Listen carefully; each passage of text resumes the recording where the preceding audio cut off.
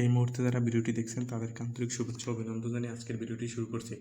আজকে আমরা নবম-দশম শ্রেণীর সাধারণ গণিতের বীজগাণিতিক রাশি অধ্যায় থেকে চট্টগ্রাম বোর্ডে 2024 সালে যে সৃজনশীল প্রশ্নটি এসেছিল সেটির সমাধান করব। ক a × a নির্ণয় করো। ক দেওয়া আছে a ইকুয়াল এক্স যেন এক্স মৌলিক সংখ্যা এবং এক্স লেস দ্যান 4। তাহলে এক্স এর মানগুলো মৌলিক সংখ্যা হবে লেস দ্যান 4, তার মানে এক্স এর মানগুলো 4-এর চেয়ে ছোট হবে, তার মানে মৌলিক সংখ্যা হবে কিন্তু 4-এর চেয়ে ছোট। 4-এর চেয়ে ছোট মৌলিক সংখ্যা হচ্ছে 2 এবং 3, তার মানে এর মান হবে 2 এবং 3। প্রশ্নে বলা হয়েছে a × a নির্ণয় করো। তাহলে a × a এর মান হচ্ছে 2, 3 ইন্টু 2, 3। 2 দ্বারা আমরা 2কে গুণ করবো, 3কে গুণ করবো। তাহলে প্রথমে 2 দ্বারা এই 2কে গুণ করবো, তাহলে 2, 2। এবার 2 দ্বারা আমরা 3কে গুণ করবো, তাহলে 2, 3। এবার 3 দ্বারা আমরা 2কে গুণ করবো, তাহলে 3, 2। 3 দ্বারা আমরা 3কে গুণ করবো, 3, 3 ও বাহিরে সেকেন্ড ব্র্যাকেট। এটি ক নম্বর প্রশ্নের অ্যান্সার। খ সি ইকুয়াল m/n হলে দেখাও যে সি এর উপাদান সংখ্যা n হলে সি এর পাওয়ার সেটের উপাদান সংখ্যা 2n কে সমর্থন করে। তার মানে আমাদের প্রথমে সির মান বের করতে হবে। সির মান বের করতে হলে এম এবং এন এর মান জানা লাগবে। খ M equal x elements z -3 greater than x 3। এখানে দেখো জেড হচ্ছে গিয়ে পূর্ণ সংখ্যা, অর্থাৎ এক্স এর মানটা মাইনাস মানও হতে পারবে, প্লাস মানও হতে পারবে, জিরো হতে পারবে। এক্স এর মানটা -3-র চেয়ে বড় হবে এবং +3-র চেয়ে ছোট হবে। তাহলে -3-র চেয়ে বড় মান হচ্ছে -2, -1, 0, 1, 2।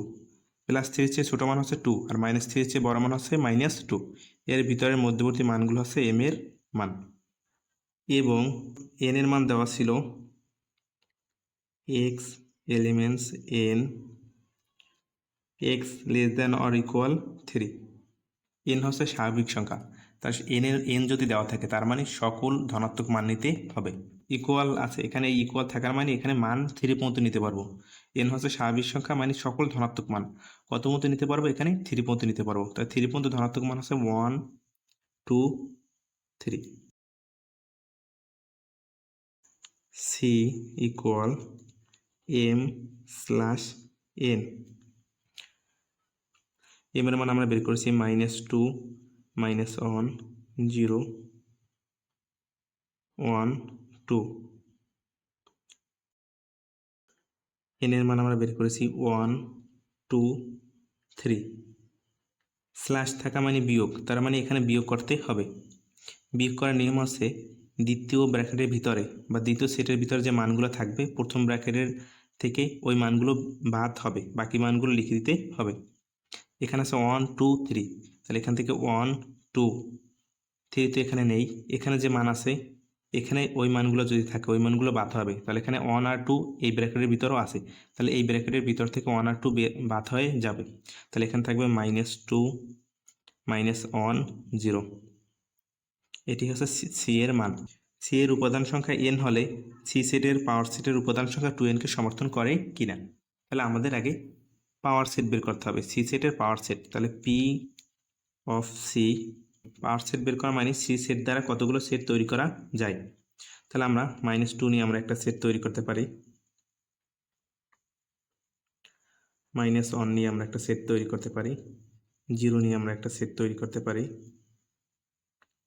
এবার আমরা -2, -1 নিয়ে একটা সেট তৈরি করতে পারি, -2, -1। এবার আমরা -2, 0 নিয়ে একটা সেট তৈরি করতে পারি, তাহলে -2, 0। এবার আমরা -1, 0 নিয়ে একটা সেট তৈরি করতে পারি, -1, 0।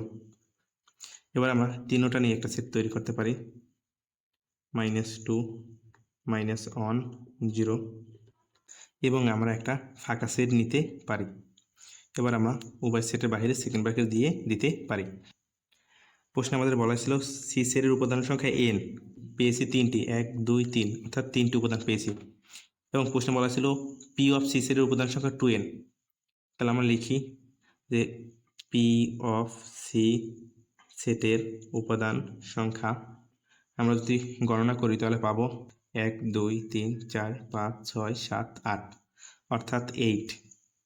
2 পাওয়ার কত দিলে 8 হয়? 2 পাওয়ার যদি 3 দিই তাহলে হয় 8, ইকুয়াল টু, দেখো n এর মান হচ্ছে 3, তাহলে এখানে 3 জায়গায় বসিয়ে দিতে পারি n, অর্থাৎ সি সেটের উপাদান সংখ্যা n হলে পি অফ সি এর উপাদান সংখ্যা 2n কে সমর্থন করে। এটি খ নং প্রশ্নের অ্যান্সার। গ, দেখাও যে y ইকুয়াল √6 প্লাস √5। গ, দেওয়া আছে y⁶ minus 42 √6y³ plus 1 equal 0। y⁶ কে আমরা লিখতে পারি y³ হোল স্কোয়ার, কারণ আমি ভিতরের পাওয়ার বাইরের পাওয়ার গুণ হয়, 3 × 2 গুণ করলে হয় 6, মাইনাস সূত্রে পরিণত করার জন্য এখানে আমরা 2 দিব, প্রথম ব্র্যাকেটের ভিতর অংশটুকু লিখে দিব। তাহলে 2y³ এর সাথে কত গুণ করলে 42 √6y³ হয়? এখানে আছে 42, এখানে আছে 2, তাহলে 21 যদি আমরা গুণ করি তাহলে হয় 42। এবং দেখো এখানে √6 আছে, এখানে কোথাও আমরা √6 লিখে নিই, তাহলে এখানে আমরা √6 দিয়ে দিই। তাহলে 2y³ এর সাথে 21 √6 গুণ করলে হয় 42 √6y³, প্লাস এই যে দ্বিতীয় অংশটুকু 21 √6, এটা আমরা এখানে দিয়ে দেবো 21 √6, তার বাইরে হোল স্কোয়ার। এই অংশটুকু হিসাব করলে হয় এইটুকু, এটুকু যদি হিসাব করি তাহলে আমরা এটুকু পাবো, কিন্তু এটুকুর হিসাব করলে 1 পাওয়া যায় না, এটুকু আমরা অতিরিক্ত লিখেছি।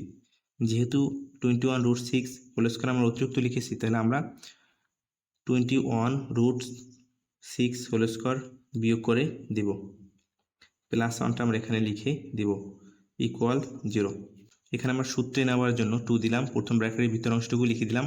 এরপর আমরা দেখলাম 2y³ এর সাথে কত গুণ করলে এই মানটা পাওয়া যায়, তাহলে 2y³ এর সাথে 21 √6 গুণ করলে এই মানটা পাওয়া যায়, প্লাস আমরা এই মানটুকু আবার এখানে লিখে দিলাম, তার উপর স্কোয়ার দিলাম। 21 √6 হোল স্কোয়ার আমরা অতিরিক্ত লিখেছি, সুতরাং এটা বিয়োগ করে দিলাম, আর প্লাস 1টা এখানে আমরা লিখে দিলাম। y³ কে যদি আমরা a এবং 21 √6 কে যদি আমরা b ধরি তাহলে এখন হয় a² - 2ab plus b square. আমরা জানি a² - 2ab plus b square, এটি a - b হোল স্কোয়ারের সূত্র। তাহলে a, এখানে a হচ্ছে a³ - b হচ্ছে 21 √6 তার বাইরে হোল স্কোয়ার, মাইনাস 21 √6 কে হোল স্কোয়ার করলে মান হবে 2646 plus 1 equal 0। y³ - 21 √6 whole square minus, এখানে যদি আমরা হিসাব করি তাহলে এখানে হবে 2645 ইকুয়াল 0।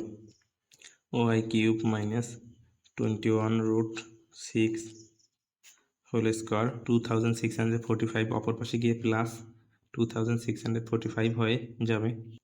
y³ - 21 √6 স্কোয়ারটা অপর পাশে গিয়ে রুট হয়ে যাবে, তাহলে √2645 y³ - 21 √6 ইকুয়াল, প্রশ্নে আমাদের y ইকুয়াল √6 প্লাস √5 বের করতে বলা হয়েছে। তাহলে আমরা এখানে 5 লিখে দিব ইন্টু 5-এর সাথে কত গুণ করলে 2645 হয়। 5-এর সাথে যদি আমরা 529 গুণ করে দিই তাহলে হয় 2645। 6-এর সাথে কোনো পূর্ণ সংখ্যা গুণ করলে 2645 হয় না, 6-এর সাথে 5 গুণ করলে 2645 হয়। ওখানে 5 এবং 6 দেওয়া ছিল, তাহলে আমরা এই জিনিসটা মনে রাখবো যে 5-এর সাথে বা 6-এর সাথে কোনো কিছু গুণ করে এই মানটা হয় কিনা। 5-এর সাথে হ্যাঁ কোনো একটা মান গুণ করে 2645 হয়, সুতরাং এখানে আমরা 5 লিখে দিলাম, তারপর দেখলাম কোন মানটা গুণ করলে 2645 হয়। y³ - 21 √6 ইকুয়াল 529 কে যদি আমরা রুট করি তাহলে হবে 23, 5কে রুট করলে হবে √5। y³ equal 21 √6 plus 23 √5। প্রশ্নে আমাদের বের করতে বলা হয়েছিল y ইকুয়াল √6 √5। তাহলে আমরা 3-4টে লাইন ফাঁকা রেখে নিচ থেকে করা শুরু করব। 1 2 3 এবার 4 নম্বর লাইনে আমরা যে মানটা বের করতে বলা হয়েছিল প্রশ্নে সেটা আমরা লিখে দিই, y ইকুয়াল √6 প্লাস √5। তারপর আমরা এখানে কিউব করে দিলাম, তাহলে ডান পাশে আমরা মানের সাথে কিউব করে দিলাম। √6কে যদি আমরা a এবং √5কে যদি b ধরি তাহলে এখন হয় a plus b whole cube. a plus b whole কিউবের সূত্র হচ্ছে a cube plus 3a² b plus 3ab² plus b cube. সুতরাং সূত্র অনুযায়ী আমরা লিখে দিলাম a কিউব, এখানে a হচ্ছে √6 তার উপর কিউব প্লাস 3 ইন্টু a², তাহলে a হচ্ছে √6 তার উপর স্কোয়ার ইন্টু b হচ্ছে √5 প্লাস 3ab², তাহলে 3 ইন্টু a হচ্ছে √6 ইন্টু b হচ্ছে √5 তার উপর স্কোয়ার প্লাস b কিউব হচ্ছে √5 তার উপর কিউব। তাহলে এখানে y কিউব ইকুয়াল √6কে যদি আমরা কিউব করি তাহলে হবে 6√6। এখানে কিউব হচ্ছে ভিতরের মানটা 3 বার গুণ, √6কে যদি 3 বার গুণ করি 2 বার √6 গুণ করলে হবে একটা 6 আর একটা √6 থেকে যায়, প্লাস √6কে স্কোয়ার করলে হয় 6 ইন্টু 3 করলে হয় 18√5 প্লাস 5√5কে স্কোয়ার করলে হবে 5 ইন্টু 3 করলে হয় 15 এর সাথে √6 গুণ করলে হবে 15√6 প্লাস √5কে কিউব, তার মানে √5 3 বার গুণ, √5 2 বার গুণ করলে হবে শুধু 5 আর একটা √5 থেকে যাবে। এখানে √6 আছে 6টা, এখানে √6 আছে 15টা, 15 এবং 6 √6 করলে হবে 21টা √6। √5 আছে এখানে 18টি, √5 আছে এখানে 5টি, তাহলে 18 এবং 5 √5 করলে হয় 23√5। তাহলে এটি হচ্ছে প্রশ্নের অ্যান্সার। করার সুবিধার জন্য আমরা নিচ থেকে উপরে করতে করতে যাব, এবং আসার পর আমরা 3-4টা লাইন ফাঁকা রেখে নিচ থেকে করতে করতে যাব। এটি হচ্ছে গ নং প্রশ্নের উত্তর। ধন্যবাদ সকলকে ভিডিওটি দেখার জন্য। ভিডিওটি ভালো লাগলে তোমরা লাইক, কমেন্ট, শেয়ার ও সাবস্ক্রাইব করে আমাদের পাশে থাকতে পারো।